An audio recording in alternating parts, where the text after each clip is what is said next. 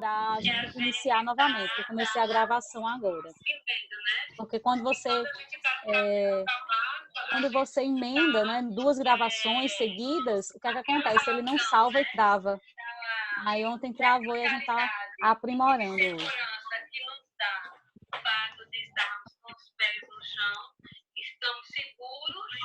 Bom, então eu vou começar, tá ok? Vou pedir a todo mundo que silencie seu microfone. No microfone você aperta nele que aí fica mudo. Ei, também a plaquinha, viu? Sou Fábio, vou até tirar foto, peraí. Gostei da plaquinha. Então, galera, vamos silenciar o microfone, porque aí eu não consigo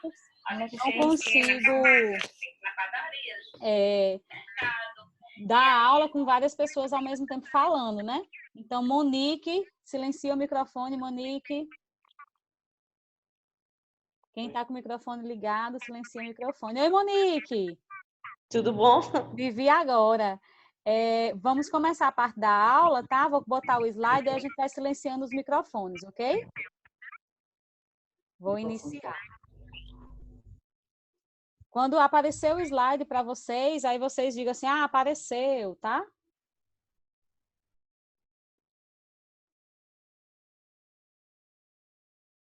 Apareceu? Faz um sinalzinho para mim. Sim? Olha só, então vamos começar. Lesão por pressão será o nosso conteúdo de hoje, certo? Da nossa aula aqui interativa, na nossa aula ao vivo, nesse bate-papo aqui.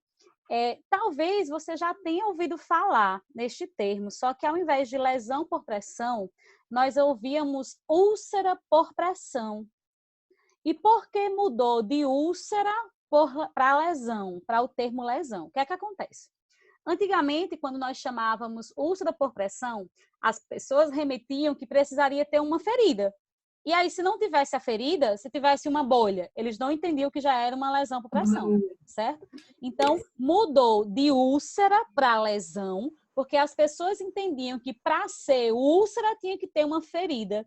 E hoje nós vamos aprender que antes da ferida, mesmo na pele intacta, eu já posso ter uma lesão por pressão grau 1. Então, a gente vai estar trabalhando nessa noite o conteúdo referente à lesão por pressão. Boa noite, Michele, que eu vi agora aparecendo aqui para mim. Então, a gente vai estar falando do conteúdo de lesão por pressão, ok? Todo mundo ouvindo direitinho? Sim? Faz um sinalzinho com o dedo, com a cabeça, estou vendo vocês. Outro joinha que vou fazer para vocês também. Então, olha só. Se eu pego o termo lesão por pressão, vamos pensar, vamos raciocinar comigo. É uma lesão, então está lesionando a pele, sim ou não? Sim, né? É uma lesão, está lesionando a pele. O termo é por pressão. Logo, o que é que causa essa lesão? É uma faca? É um tiro? Não, o que está causando essa lesão é uma pressão. Então, é uma lesão localizada na pele ou em um tecido subjacente à pele. Normalmente é sobre uma proeminência óssea. Então, por exemplo, se a gente pega o osso occipital, é uma proeminência óssea.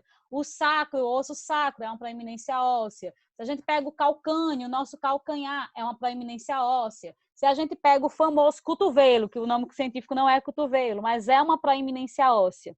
Então, a lesão por pressão é uma lesão causada na pele e está relacionada a uma pressão excessiva sobre uma proeminência óssea, certo?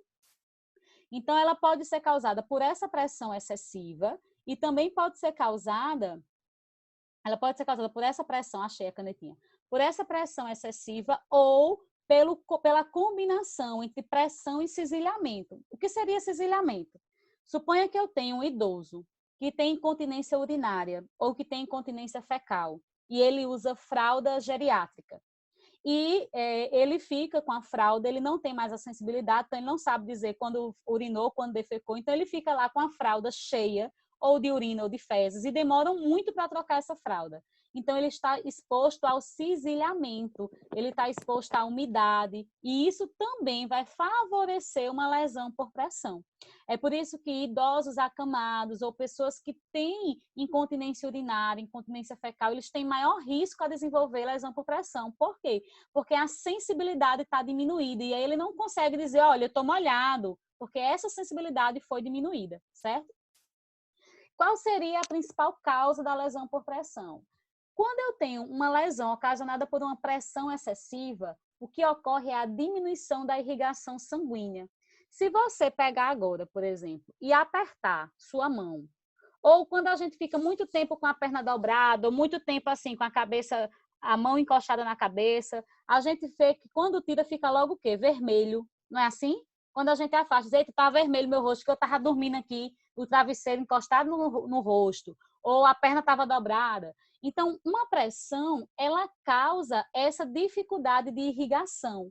E a lesão por pressão, ela vai estar relacionada a um déficit nessa irrigação sanguínea. Se chega menos sangue, o que é que vai acontecer com a gente? Vai chegar menos oxigênio, menos nutriente ao tecido e essa pele será lesionada. Tranquilo? Tá rápido? Estou falando rápido? Não? Então tá ok.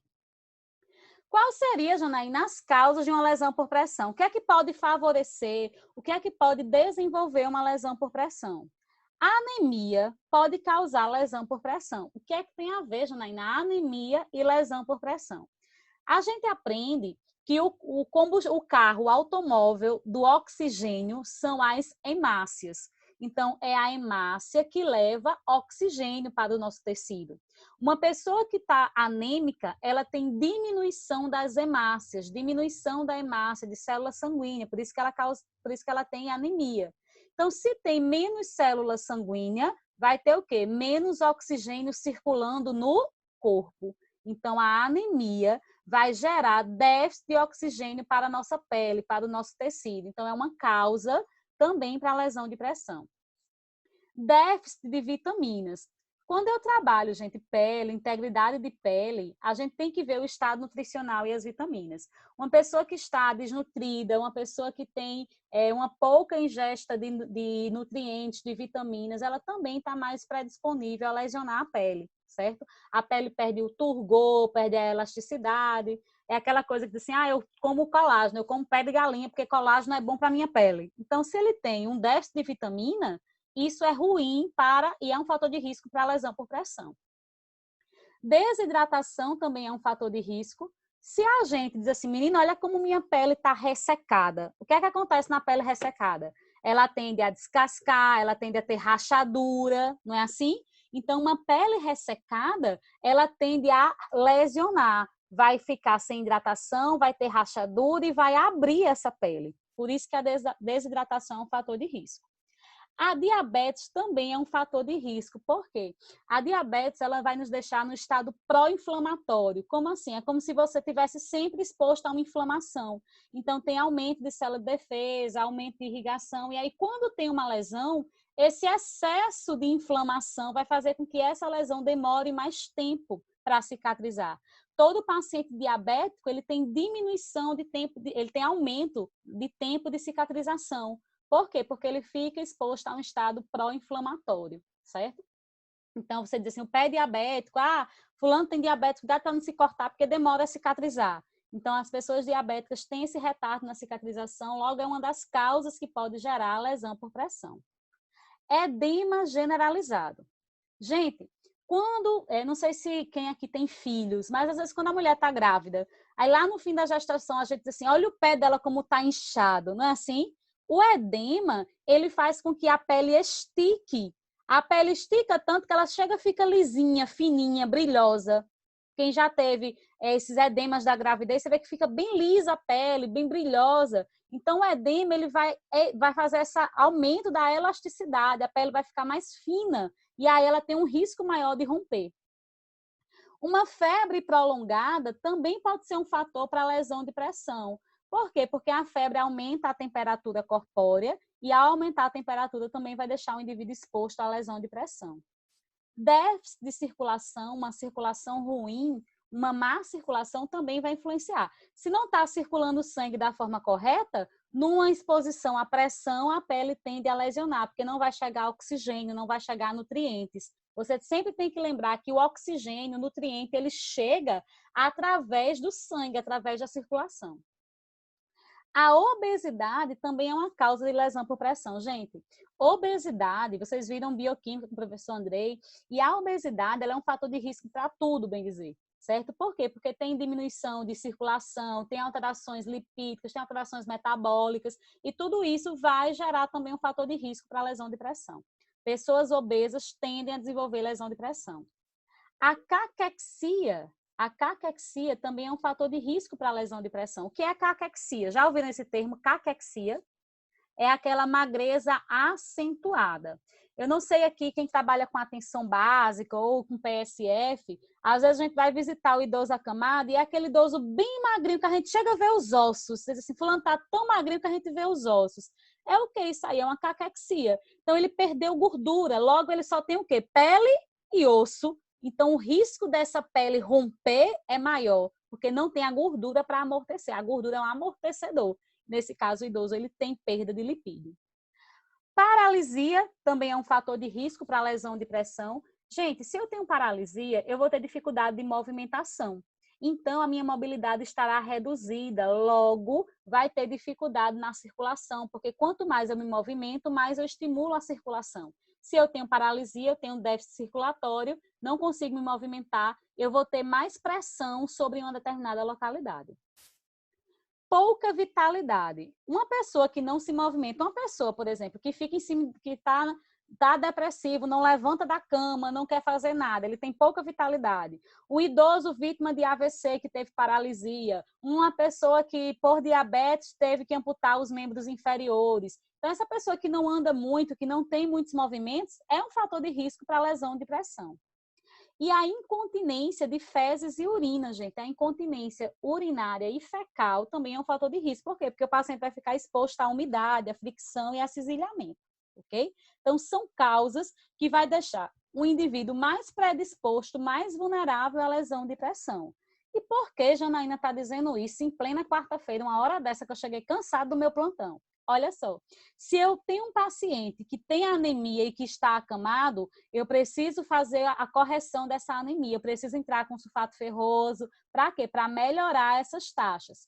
Se o paciente tem déficit de vitamina e ele é acamado ou ele tem pouca mobilidade, eu preciso entrar com suporte nutricional, preciso de um auxílio da nutrição. Se ele é desidratado, idoso, não gosta de tomar água. Idoso tem rejeição a tomar água. Então, eu não posso deixar ele desidratado, eu tenho que aumentar essa ingesta hídrica. Se é um paciente acamado e diabético, os cuidados têm que ser maior. Então, a gente tem que investigar quem é o meu paciente, quais são os riscos que ele já tem, quais são as predisposições que ele já tem, para que eu possa implementar uma assistência de enfermagem da forma correta. Ok? Quais são as regiões que mais acontecem lesão por pressão? É só você pensar, onde tem proeminência óssea, o risco é maior. Então, a região sacro é uma região muito comum de desenvolver lesão por pressão. A região ilíaca, então a crista ilíaca, esse ossinho do quadril, né, que a gente diz assim, é o ossinho do quadril, a região ilíaca. No glúteo, a região glútea. A região da escápula, porque na escápula você tem proeminência óssea. Então, o paciente fica muito deitado, muito em decúbito dorsal, essa escápula, essa proeminência óssea tende a lesionar.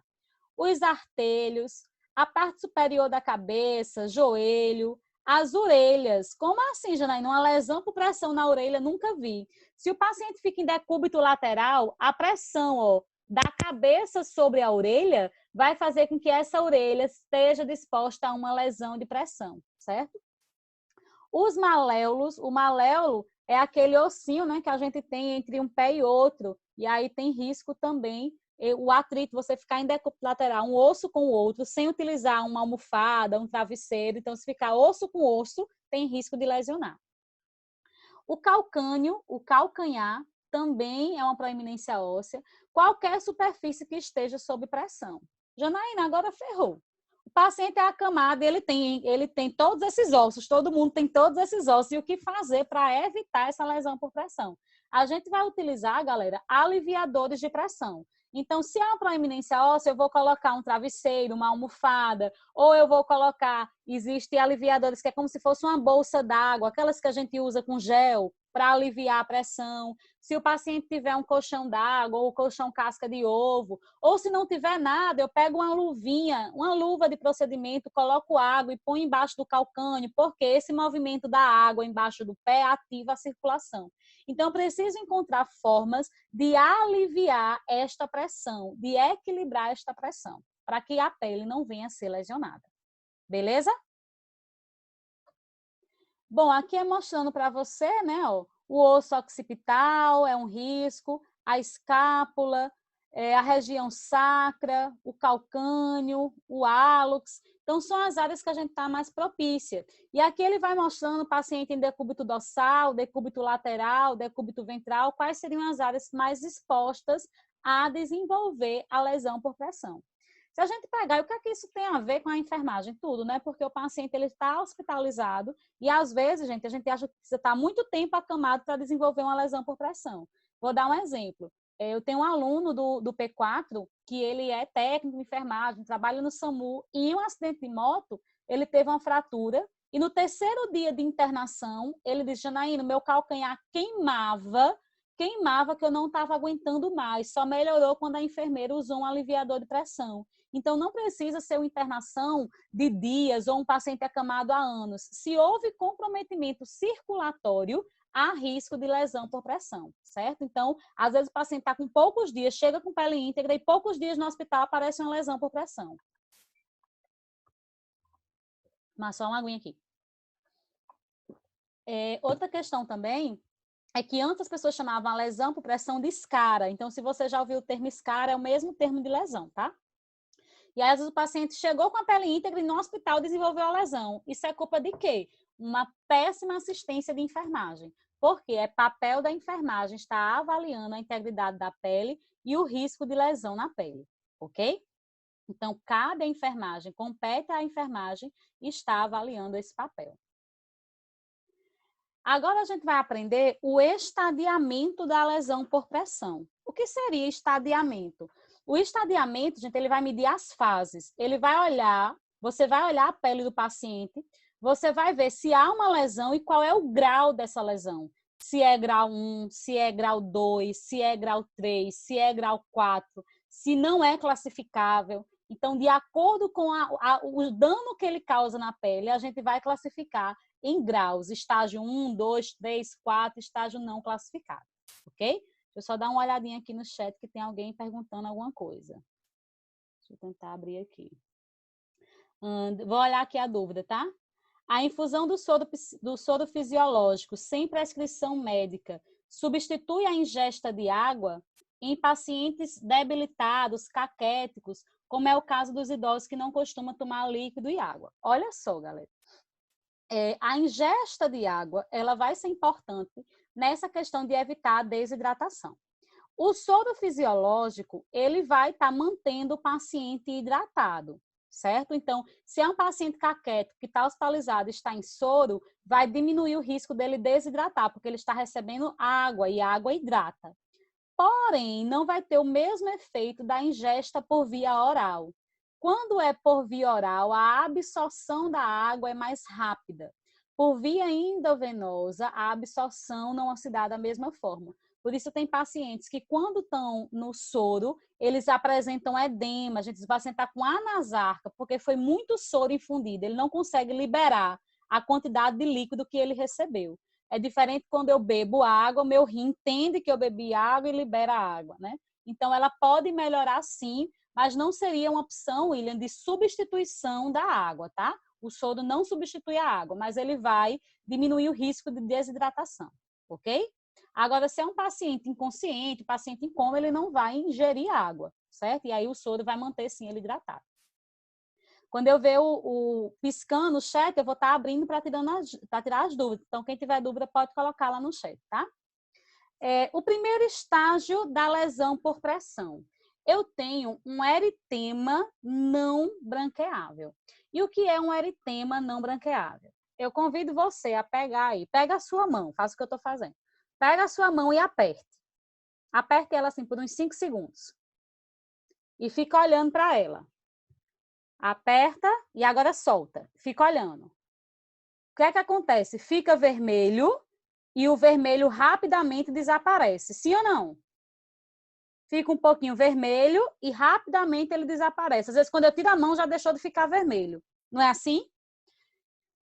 Isso é o que acontece quando eu alivio a pressão. Ficou vermelho pela pressão, quando eu alivio, vai deixar de ficar vermelho.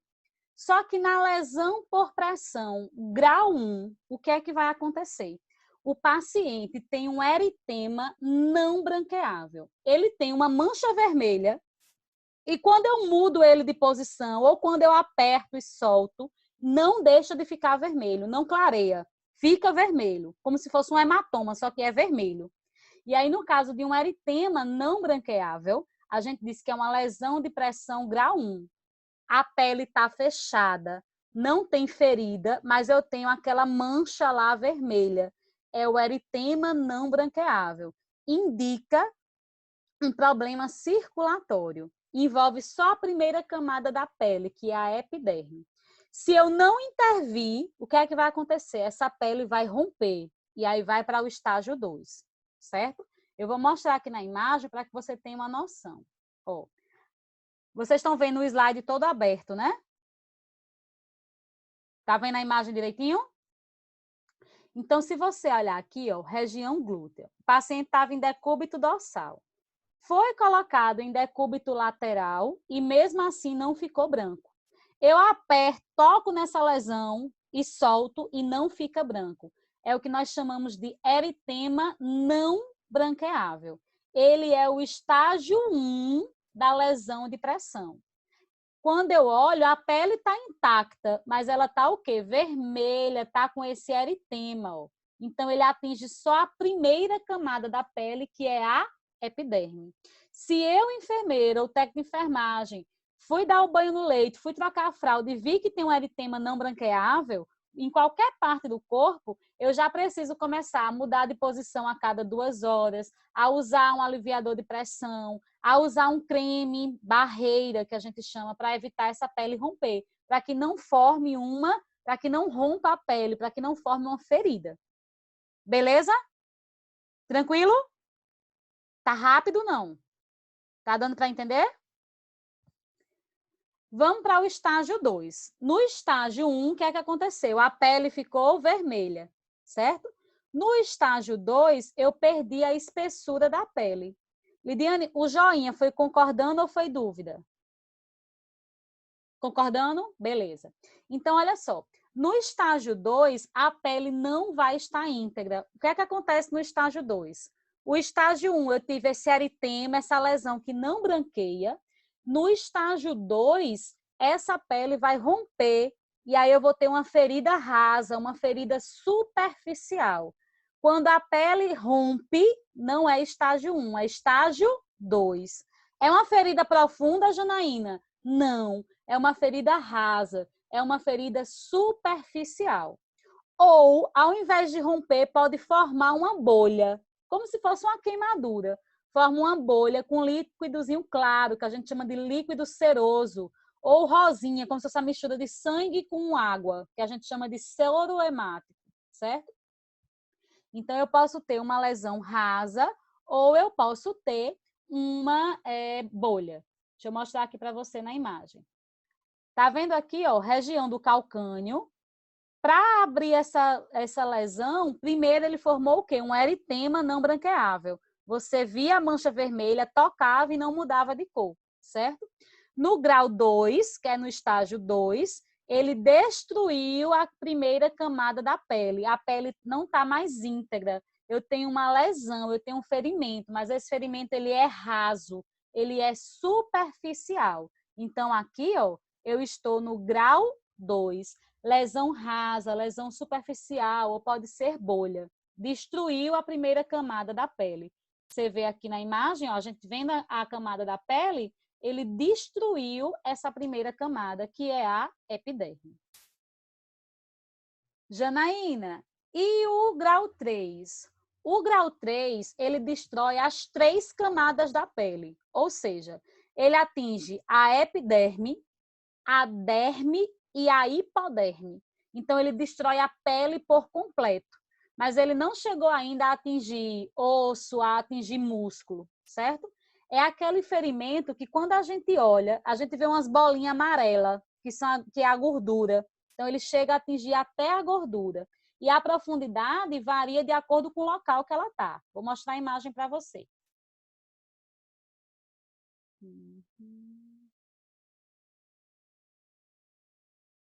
Olha só.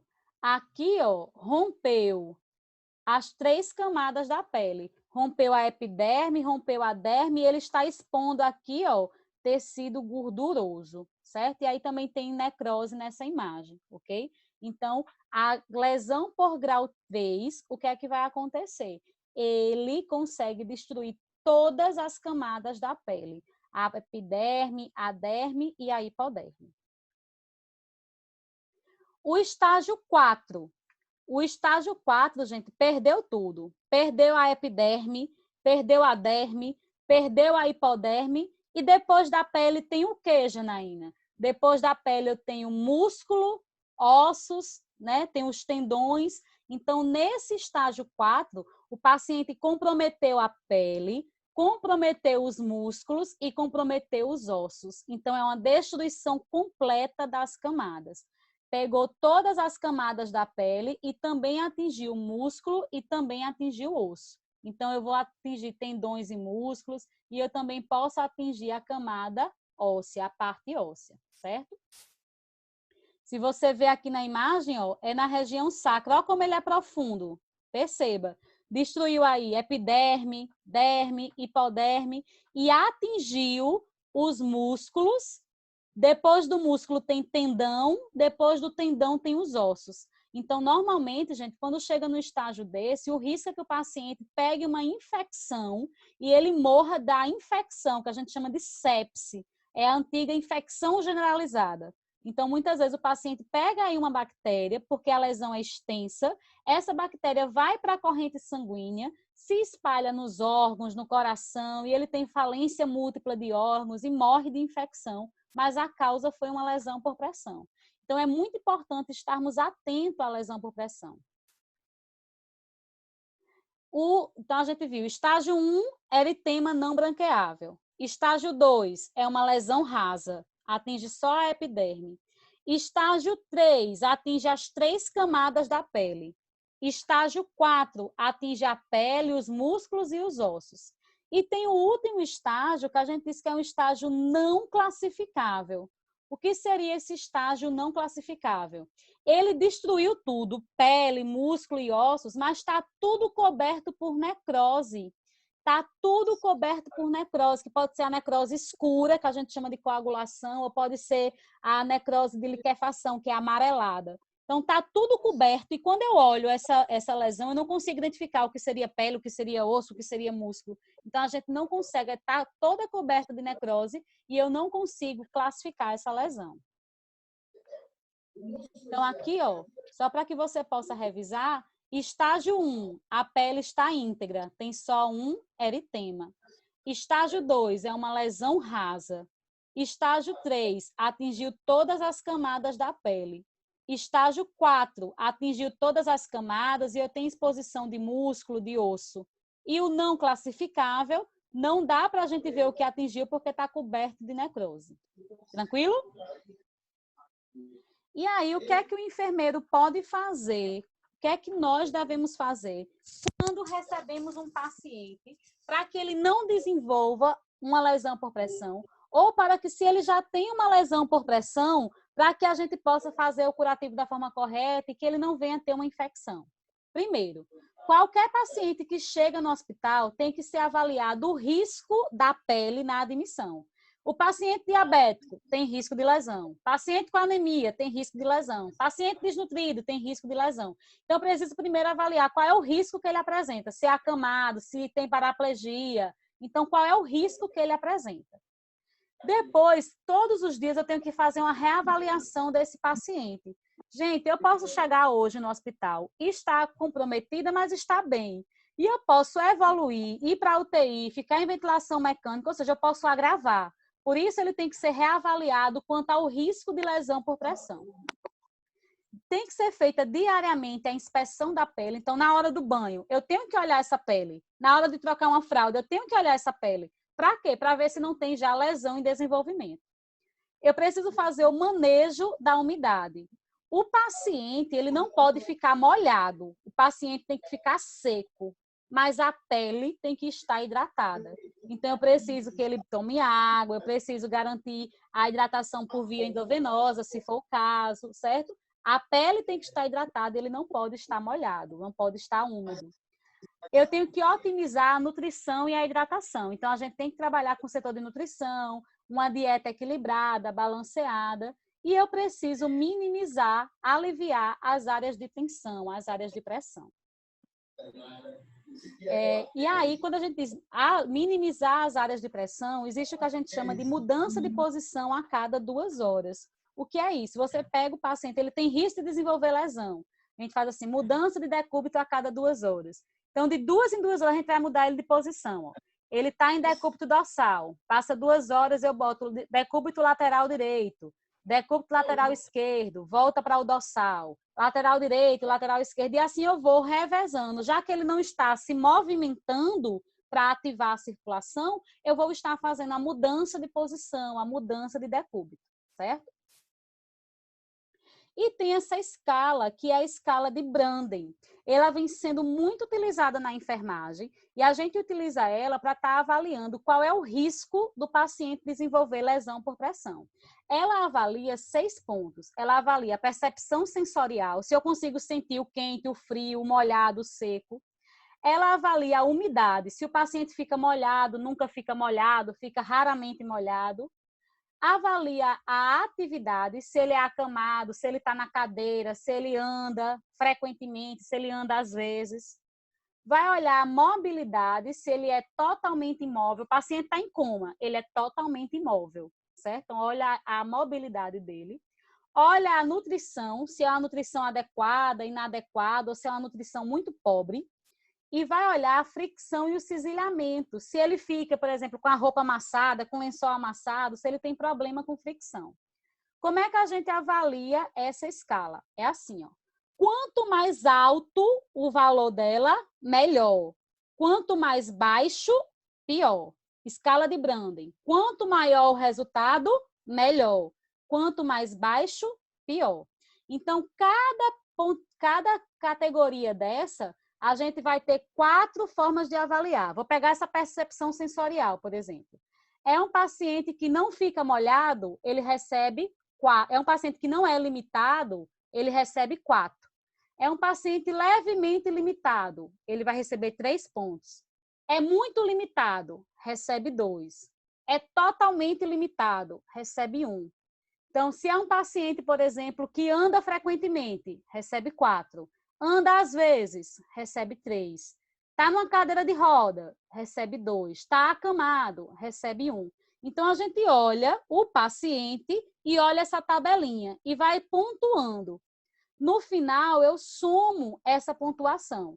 Digamos que ele, por exemplo, é um paciente que está muito com a percepção sensorial muito limitada. Então, ele vai somar 2 pontos. Ele fica muito molhado. 2 mais 2, 4.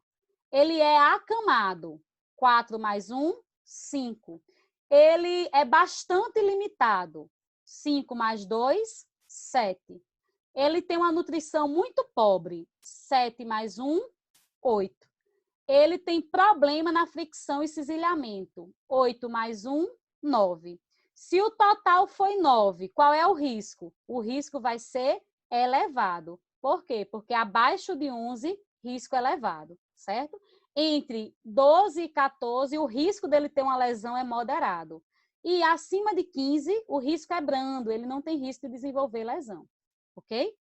Então, olha só, a gente está entrando no último minuto da nossa live. Eu vou desconectar ela, a gente vai para o WhatsApp tirar dúvidas, eu vou colocar uma questãozinha de escala de Branden para a gente debater no WhatsApp, e quando ele salvar o áudio, aí se a gente achar necessário, a gente volta aqui para o Zoom.